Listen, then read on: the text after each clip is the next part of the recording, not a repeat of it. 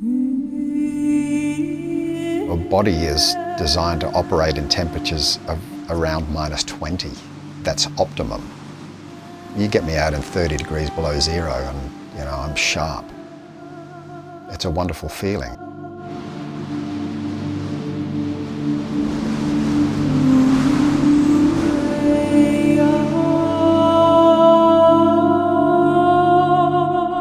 We're here for what we call our Svalbard Polar Expedition, and that is a group of 9 people who will ski for 9 days across the Svalbard wilderness, engaging with everything that it can throw at us. Svalbard is this incredible archipelago of islands embedded in the Arctic Ocean off the north coast of Norway. And it's a brutal place to be, but it's also a kind of a comforting place for me too. It's got fjords, it's got mountaintops, it's got glaciers, it's got polar bears. Everything exists here, so why would you not come here? It's my home away from home.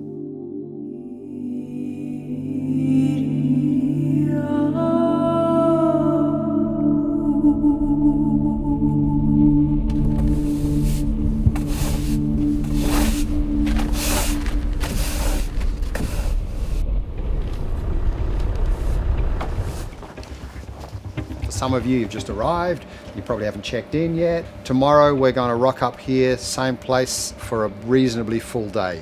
By the time we're done, your sleds will be mostly packed. There are a number of risks that we can prioritise, and really the first one is the cold.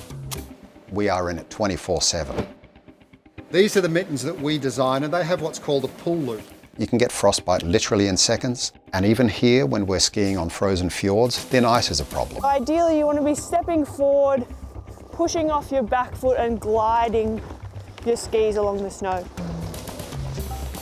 So we run through different things that might happen if a bear comes along or we encounter a bear. And polar bears, they're stalkers, they're hunters, they're the largest land-living carnivore on the planet. We don't want encounters with them. My travel memories that sort of stick out to me the most are often the ones where I'm out of my comfort zone, but there's something about the intensity of the environment that really sort of lingers with you and the bonds that you form with the other people doing the same thing. I think there is part of me that's looking forward to those moments of misery. I think without that, you know, it wouldn't be a polar training expedition. Before going through the trip, I did my research and I learned about IPGA, which is a certification for polar guides. And Eric not only has it, but he also participated in creating it. This is the first time I've traveled to the Arctic Circle. I've done some cold weather stuff, but just hiking and skiing really. Oh, you got the sweet low inners. So this is a whole different ball game, and there's no way I'd be doing a trip like this without Eric. I'll just check it. You know, without his crew, I definitely wouldn't feel prepared. So I only met him in person a few days ago, and I already feel like I could trust him with my life. I'd like to welcome you all to this expedition into the wilds of this most magnificent polar archipelago.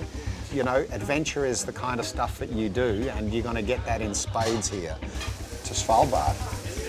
Svalbard. Cheers. Cheers. Cheers. Cheers.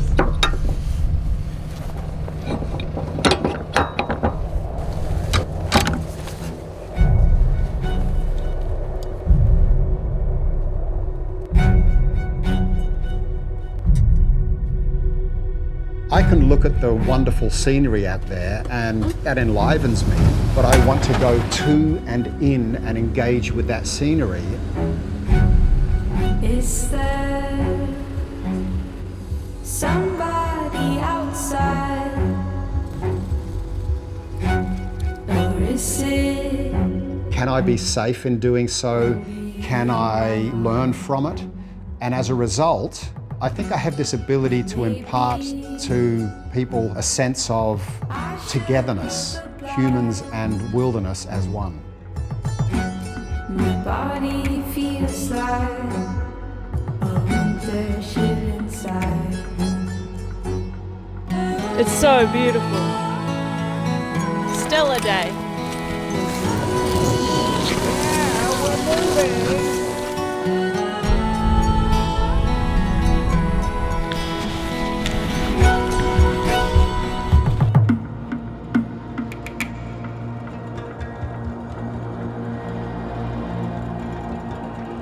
Svalbard is protected. So we know that we can go over a mountain pass somewhere and never see, let alone a snowmobile, probably no other people ever.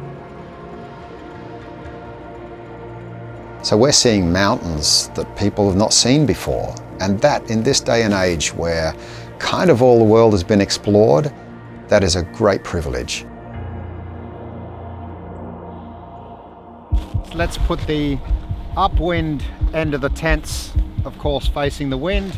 With these snow stakes, they will bend and snap. So they're not designed to go into hard ground. Frozen solid. Frozen solid. We make do. What have you got? Traditional bolognese sauce with spaghetti. Looks like fishing bait.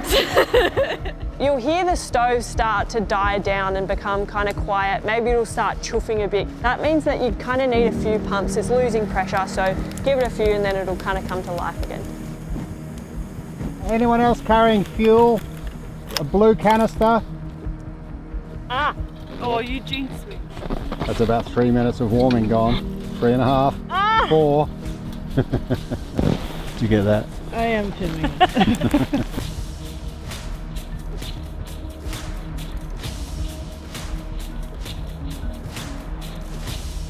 All of your chores are done outside, which means securing your sled, putting snow around the outside of the tent to seal it so no blowing snow gets on the inside.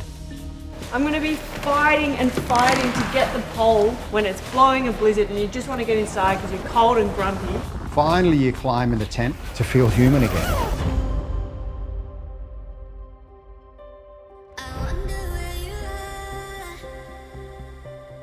It's cold, you haven't slept, you haven't eaten properly, you're filthy, you haven't showered, and there are moments where you're thinking, I could be sitting in a nice warm room, eating something pleasant and sleeping.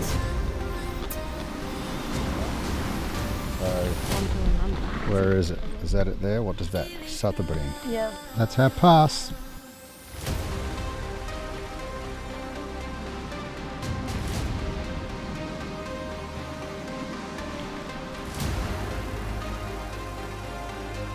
Today, wow. Today was the hardest day I think we've had. Moisture management, wind chill, long ascent. The snow was really soft in places and then really icy in other places. You need to point it at me.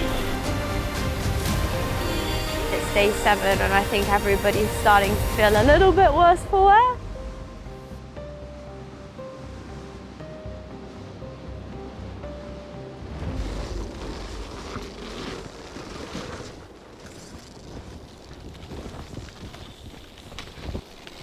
Nature has a pulse if you pay attention.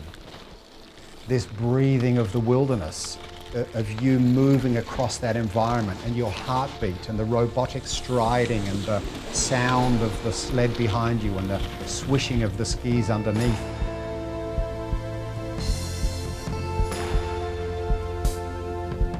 It's something that you don't get until you're out there.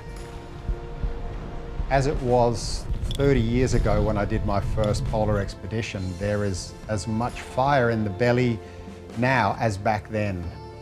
And I have to come to a place like this. I have to step onto a frozen fjord.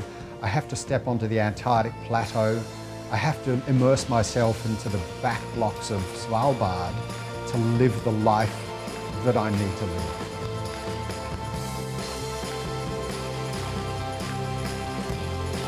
The adventure of what's over there, what's over that horizon, what's at the end of that valley.